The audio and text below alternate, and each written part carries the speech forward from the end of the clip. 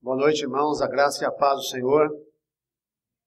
Eu louvo a Deus por estar aqui nessa noite com vocês e peço que o Senhor da igreja, nosso Deus, continue nos abençoando, continue falando conosco por meio da sua palavra. Aliás, você se lembra qual foi o tema do sermão na semana passada? Qual foi? Quem foi o pregador da semana passada? Não façam isso comigo na semana que vem, tá?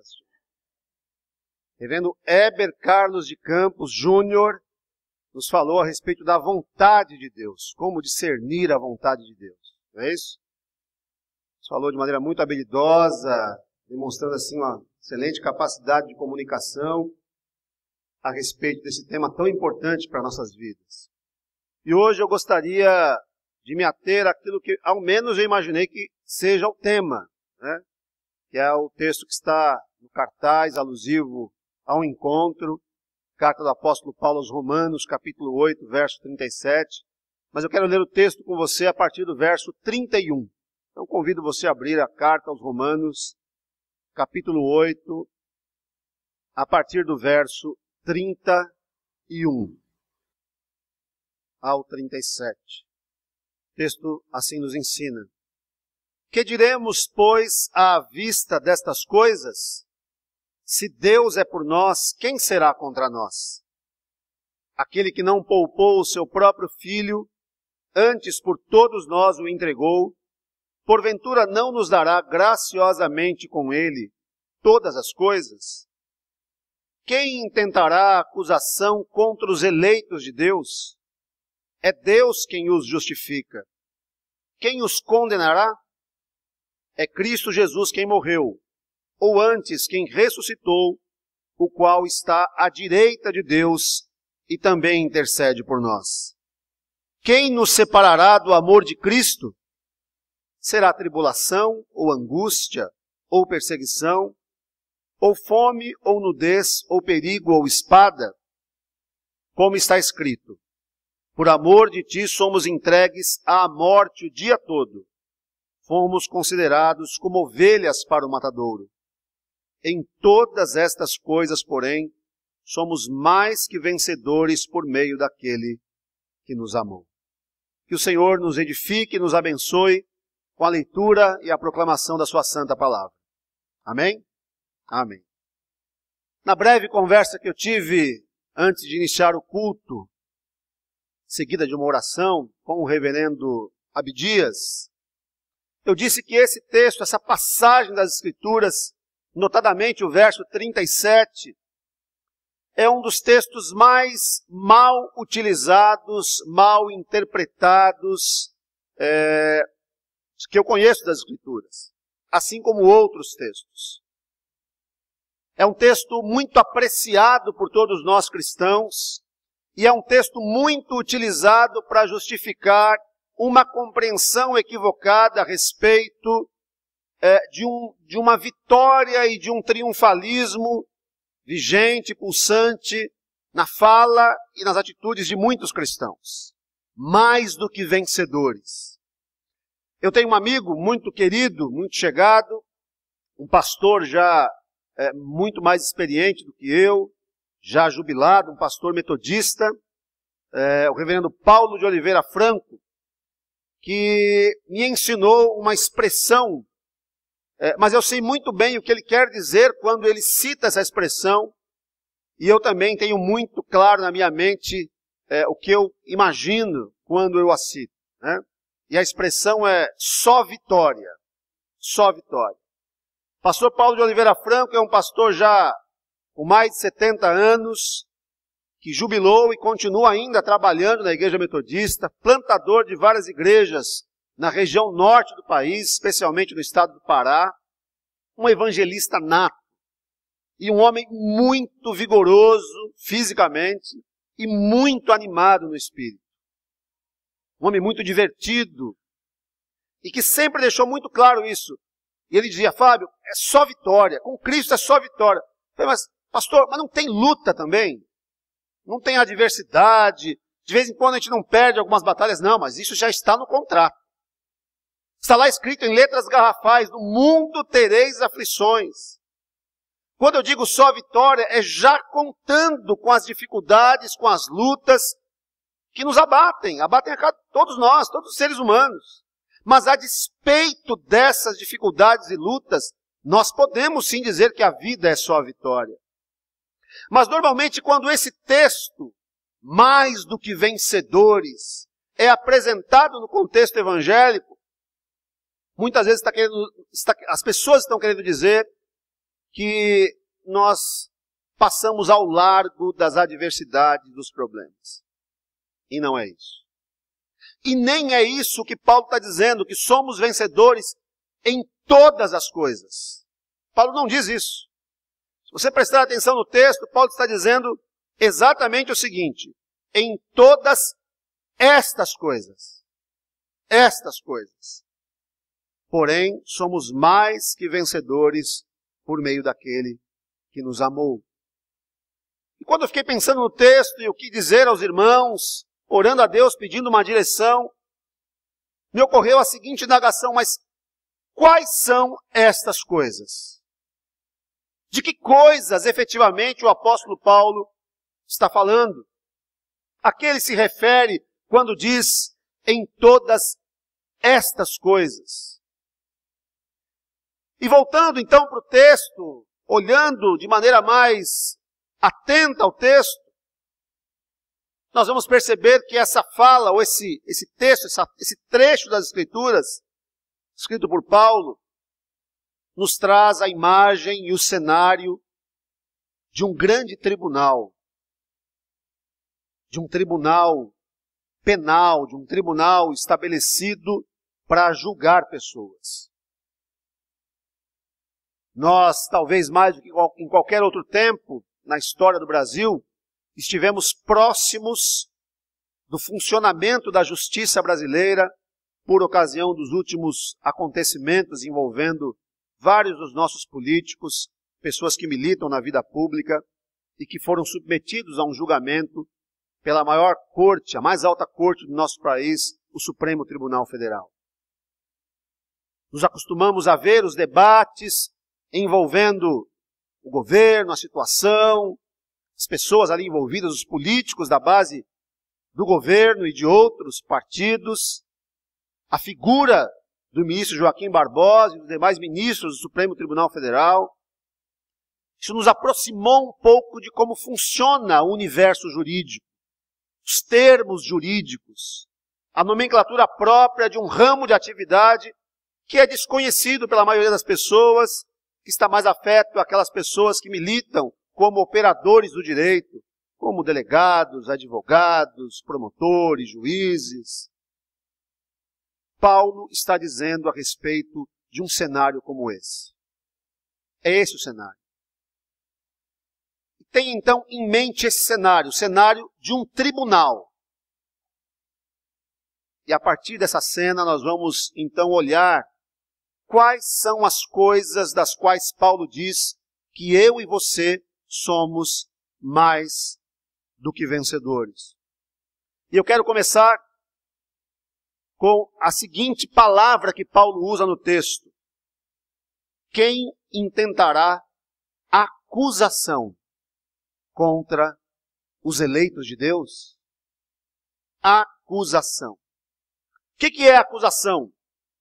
Acusação é um termo que deve ser usado para se referir ao suspeito depois que o juiz defere o pedido do Ministério Público para que o suspeito seja julgado. Imagine alguém que tenha cometido um crime, talvez autuado em flagrante ou não, um inquérito policial foi instaurado. Se foi autuado em flagrante, é lavrado então um auto de prisão em flagrante delito. E esse termo, esse auto, o APFD, será encaminhado então à justiça e o juiz dará vistas ao Ministério Público. Se é um inquérito policial, ao final do inquérito, o delegado de polícia vai relatar esse inquérito, encaminhar para a justiça e o juiz também vai dar vistas, vai colocar sob apreciação do Ministério Público. E o Ministério Público então pode oferecer uma denúncia e transformar uma pessoa que é no caso do inquérito, uma pessoa indiciada em uma pessoa formalmente acusada. A acusação é a denúncia do Ministério Público apontando: esse cidadão precisa ser processado. Esse inquérito precisa virar um processo. Há indícios suficientes de autoria e de materialidade.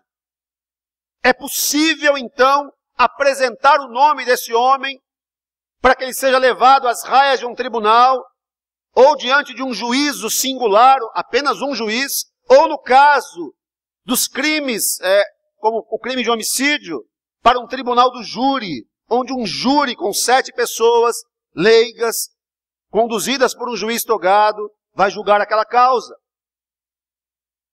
Paulo diz que ninguém pode acusar o povo de Deus, que quem intentará acusação contra os eleitos de Deus? Paulo está dizendo que eu e você somos mais do que vencedores no que diz respeito à acusação que pesava sobre nós. Paulo não está dizendo que nós éramos simplesmente suspeitos ou indiciados em um crime qualquer. Paulo nos categoriza como acusados, como pessoas que efetivamente carregam em si provas irrefutáveis de que cometeram crimes, de que pesa sobre nós a possibilidade de ter um dedo apontado, uma denúncia formulada contra um juiz, porque as evidências são claras e fartas ao nosso respeito. Nós somos os acusados. Nós somos aqueles levados a um tribunal, diante do juízo divino. Eu não sei se você assiste esses programas televisivos que falam de crimes e dos crimes mais cruéis praticados pelas pessoas. Infelizmente, como disse o reverendo Abdias, esse também é meu universo de trabalho. Ter contato com pessoas e com aquilo que as pessoas fazem de mais cruel. E imaginar que o ser humano pode ser pior do que a gente imagina, do que a gente pensa. A cada dia somos surpreendidos com feitos humanos que apontam de maneira inequívoca a caminhada do homem sem Deus, um coração não regenerado, distante da graça de Deus, que pode protagonizar as piores tragédias, as piores desgraças possíveis. Sabe, imagina o pior assassino, o pior ladrão, o pior estuprador, o pior criminoso que você consiga pensar. Pense no crime mais cruel que alguém possa cometer contra o seu semelhante. E pense nessa pessoa sendo acusada diante de um tribunal. Paulo nos diz que eu e você somos essas pessoas. Se nós efetivamente fôssemos colocados diante de um tribunal divino, toda e qualquer acusação levantada contra nós seria justa e cabível. Nós somos efetivamente culpados de muitos delitos. Nós somos pecadores. Todos os dias, pensamentos e atitudes pecaminosas perpassam a nossa vida. Nós todos seríamos levados às raias de um tribunal. E por certo, o inimigo de nossas almas se levantaria diante do tribunal dizendo: ele é culpado. Estão aqui as evidências. Está claro. Quer que eu nomeie cada uma delas? Mas diante dessa possibilidade, o apóstolo Paulo diz: quem intentará acusação contra os eleitos de Deus? Silêncio. É Deus quem o justifica. Paulo nos dá a resposta. Ninguém pode intentar acusação contra nós. Ninguém. Ninguém pode se levantar do tribunal divino e dizer: é culpado. Ninguém pode fazer isso. Se o inimigo de nossas almas ainda assim pudesse se levantar diante do tribunal de Deus e nos acusar, o Senhor soberanamente diria: cala-te, porque sou eu quem os justifica. Eu já dei a minha sentença. Eu já estabeleci o meu veredicto. Se é verdade que, olhando para a ficha corrida de cada um deles, seria possível uma condenação, seria razoável receber essa denúncia, há um fato: eu já os justifiquei. É Deus quem nos justifica. Essa é a primeira vitória que nós temos, citada por Paulo aqui.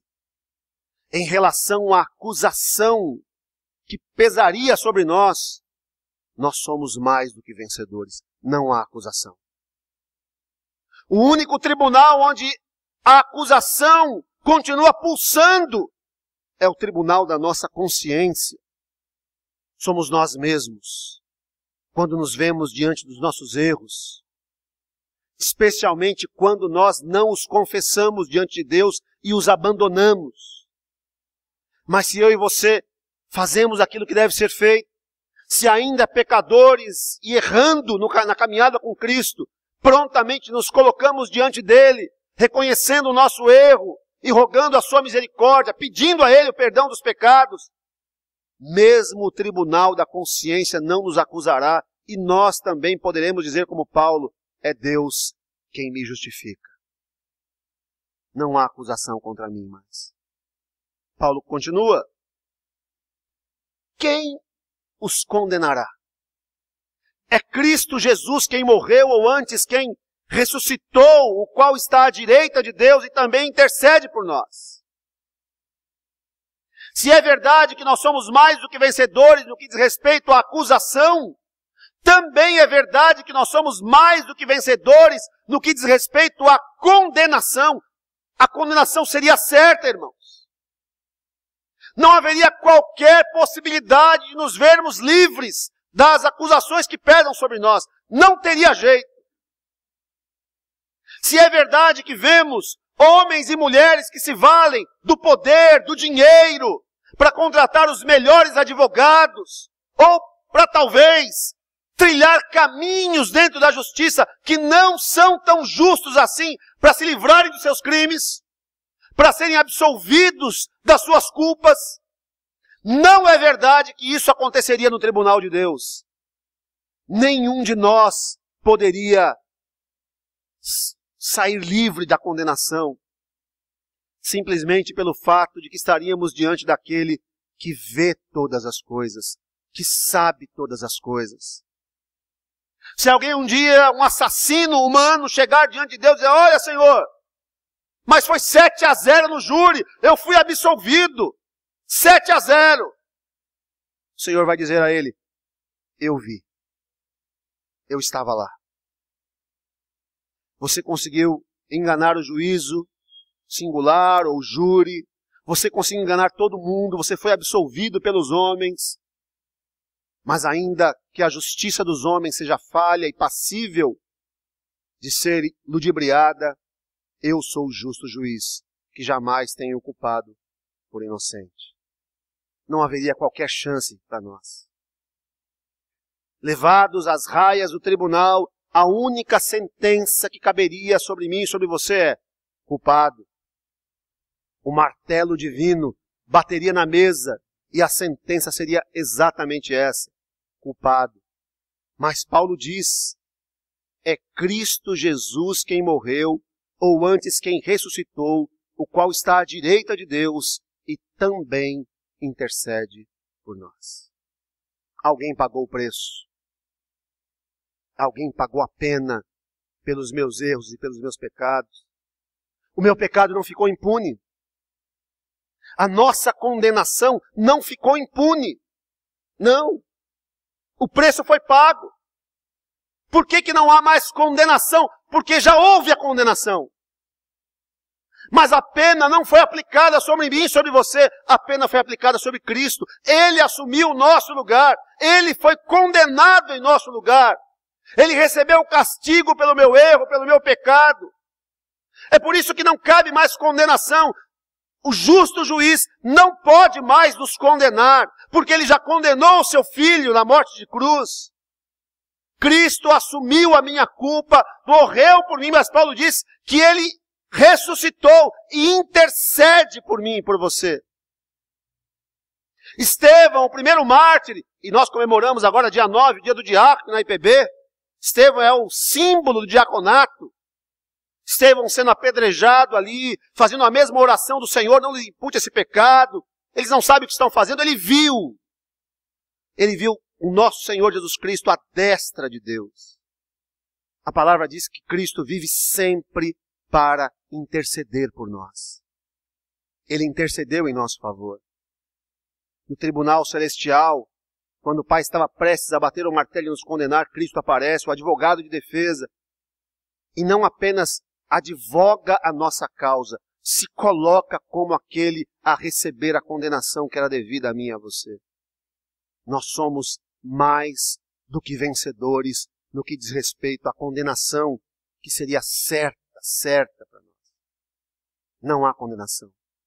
Nenhuma condenação há para aqueles que estão em Cristo Jesus. Você está em Cristo Jesus? Não há condenação. Não há condenação. Paulo continua. Quem nos separará do amor de Cristo? Mais do que vencedores no que diz respeito à acusação devida, justa contra nós. Mais do que vencedores no que diz respeito à condenação certa, sem apelação. Mais do que vencedores no que diz respeito à separação do amor de Cristo. Quem nos separará do amor de Cristo? A tribulação, a angústia, a perseguição, a fome, ou nudez, ou perigo, ou espada. Novamente um silêncio. Nada pode nos separar do amor de Cristo. A separação de Deus é a pior pena que alguém poderia suportar em sua vida. Separação. Olha o que a palavra diz. Ele vos deu vida, estando vós mortos nos vossos delitos e pecados, nos quais andastes outrora, segundo o curso deste mundo, segundo o príncipe da potestade do ar, do espírito que agora atua nos filhos da desobediência, entre os quais também todos nós andamos outrora, segundo as inclinações da nossa carne, fazendo a vontade da carne e dos pensamentos, e éramos, por natureza, filhos da ira, como também os demais, nos ensina Paulo aos Efésios 2, de 1 a 3. Nós éramos filhos da ira. Nós estávamos separados de Deus. Paulo ainda diz, isto portanto digo, e no Senhor testifico, que não mais andeis como também andam os gentios, na vaidade dos seus próprios pensamentos, obscurecidos de entendimento, alheios à vida de Deus, por causa da ignorância em que vivem, pela dureza do seu coração, os quais, tendo se tornado insensíveis, se entregaram à dissolução para com avidez cometerem toda sorte de impureza. Efésios 4, 17 a 19, alheios à vida de Deus. Separados. Essa é a condição do homem natural, o homem não regenerado, separado. Alheio à vida de Deus, alheio às promessas de Deus, alheio à bênção de Deus, completamente à parte da família divina. Todos nós andávamos outrora desse jeito. Éramos filhos da ira, éramos pessoas alheias à vida de Deus. Mas Deus, sendo rico em misericórdia por conta do seu grande amor com quem nos amou, Ele nos deu vida, juntamente com Cristo. Pela graça sois salvos. Isso não vem de vós. É dom de Deus. Não é de obras para que ninguém se glorie. É uma graça. Nós estávamos separados de Deus. E nós fomos tornados filhos de Deus, família de Deus. Nós somos unidos em Cristo. E aí Paulo pergunta, ótimo. Uma vez considerando isso, uma vez sendo isso uma verdade, se estamos unidos em amor com o Pai, quem pode nos separar do amor de Cristo? O que pode fazer com que Cristo deixe de nos amar? O que pode revogar a aliança estabelecida de Deus para conosco? Quem pode revogar essa aliança de amor? Quem pode fazer com que o amor de Deus, que é derramado no meu coração, quem pode fazer com que o Espírito que testifica, o Espírito Santo que testifica com o meu Espírito, deixe de dizer que eu sou filho de Deus? Quem pode fazer isso? Quem pode anular o escrito, o meu nome escrito no livro da vida, com o sangue do Cordeiro? Quem pode fazer isso? Ninguém pode. Há mais uma vez um silêncio sepulcral aqui. Diante da indagação paulina, ninguém se levanta dizendo, olha, eu sei quem pode separar vocês do amor de Cristo. Ninguém pode, nada pode. Nunca mais nós viveremos alheios à vida de Deus, nunca mais.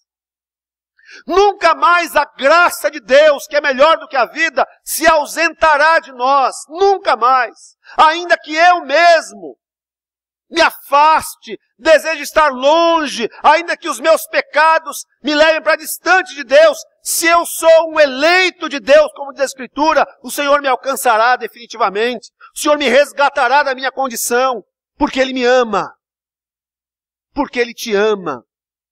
A gente estava conversando aqui, rapidinho na hora do louvor, falando de hinos. Eu cantei 10 anos na harpa cristã, cantei 10 anos os salmos e hinos e canto há pouco mais de 3 anos aí no Inário Novo Cântico. Confundo tudo as letras às vezes. E tem hinos que eu gostaria de cantar no Inário Novo Cântico, que não tem no Inário Novo Cântico. Penso que tem, mas não tem. Mas acho que tem um que tem. Não sei se é assim a letra. Sei que Cristo me quer bem, pois a Bíblia assim o diz. Fraco sou, mas força tem. Quer levar-me ao bom país. Sei que me quer bem, quer ver-me feliz. Sei que me quer bem, a Bíblia assim o diz. Por que eu sei que Cristo me quer bem? Por que eu sei que Ele me ama? Por que eu posso ter essa segurança dentro de mim? Porque a Bíblia diz. A Bíblia me diz, Paulo está dizendo aqui, ó, nada pode nos separar do amor de Cristo, nada. Nós somos mais do que vencedores no que diz respeito à separação eterna. Sabe aquele dia onde as pessoas serão colocadas diante de Deus e olha, ovelhas à minha direita, bodes à minha esquerda. Já imaginou isso, meu irmão? Você consegue imaginar isso?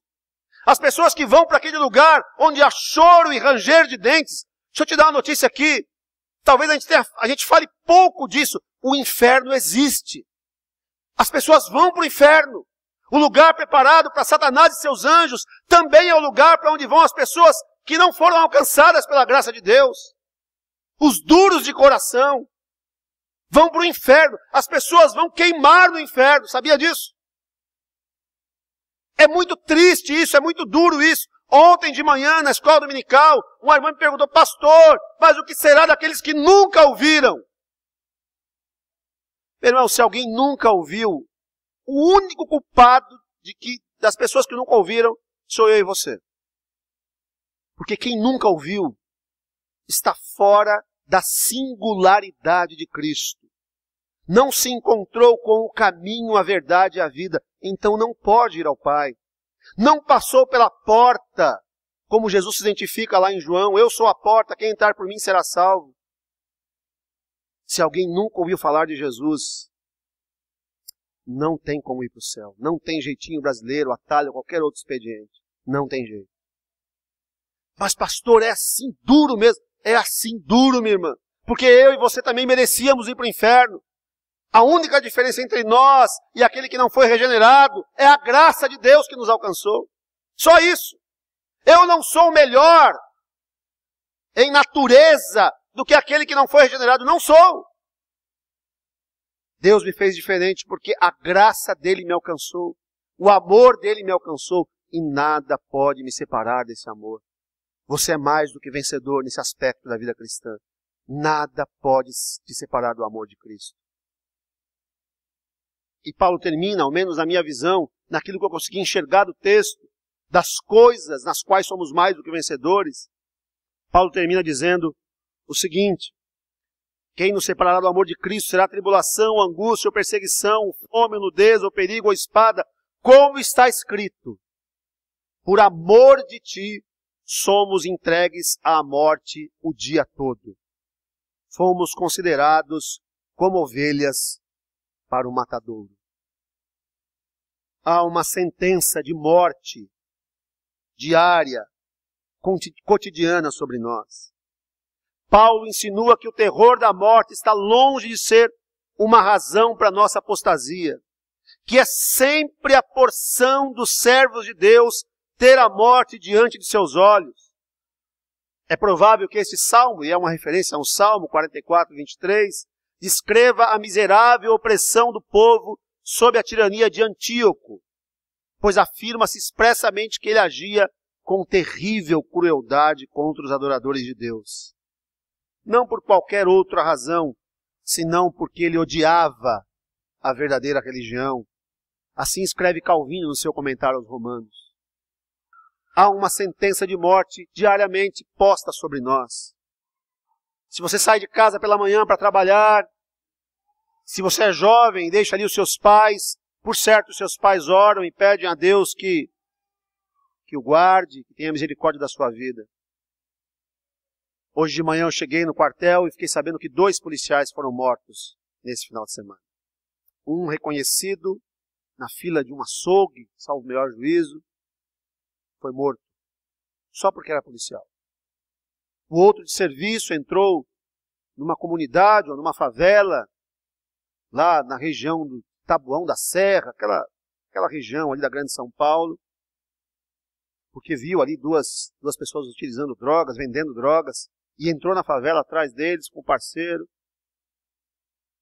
Um dos rapazes estava esperando ali num bequinho, deu um tiro na cara do sargento. Crente. O sargento crente, um irmão em Cristo. Tomou um tiro no rosto e faleceu. A nossa cidade, o nosso estado, a nossa vida é uma vida extremamente violenta.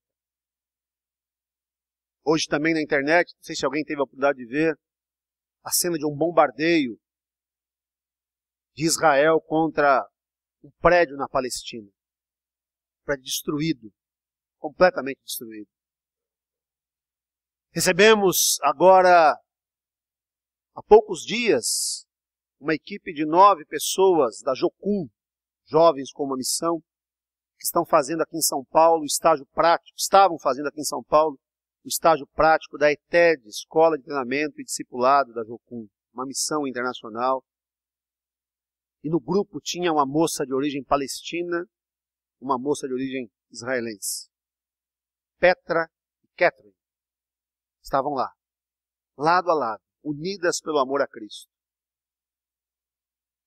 Mas moças que saíram de seus países para fazer a obra de Deus, estão agora lá no Rio de Janeiro, completando o treinamento, depois voltam para Minas Gerais, porque amam Jesus, desejam servi-lo, mas viram o terror, o ódio, o medo no dia a dia da sua vida ali. Uma mora ali perto da faixa de Gaza. Imagine estando aqui no Brasil ouvindo as notícias de seus familiares, do que tem acontecido ali. Temos uma grave insurreição na Ucrânia. Temos graves conflitos no Iraque. Os fundamentalistas islâmicos tomando conta ali. Ontem tivemos na nossa igreja 4 missionários nigerianos que vieram para o Brasil. Nigéria é um país com uma grande quantidade de cristãos, mas com um fundamentalismo islâmico que tem crescido a cada dia. Parte do país tem sido assolada, cristãos mortos todos os dias, igrejas destruídas. Nós vivemos num mundo violento. A sentença de morte paira constantemente sobre nós. Mas Paulo diz que também em relação à morte, nós somos mais do que vencedores. Porque a nossa vida não se restringe tão somente a esta vida, a esse tempo, a esse templo do Espírito Santo, que é falível, que é carnal, que é limitado, que é finito. Há uma vida além desta vida física. Nós somos mais do que vencedores. Ainda que esse corpo, que esse tabernáculo terrestre se desfizer, ainda. Nós somos mais do que vencedores, porque no momento em que fechamos os olhos aqui, abrimos os olhos diante do nosso Senhor.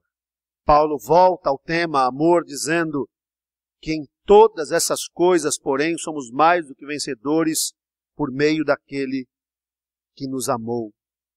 Supervencimos é o termo.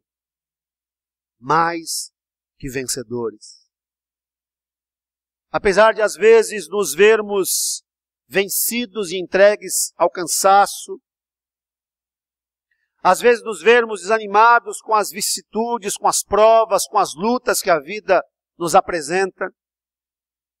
Apesar de nos vermos muitas vezes tristes conosco mesmo, com o nosso próprio pecado, com o nosso erro, nos questionando, nós somos mais do que vencedores.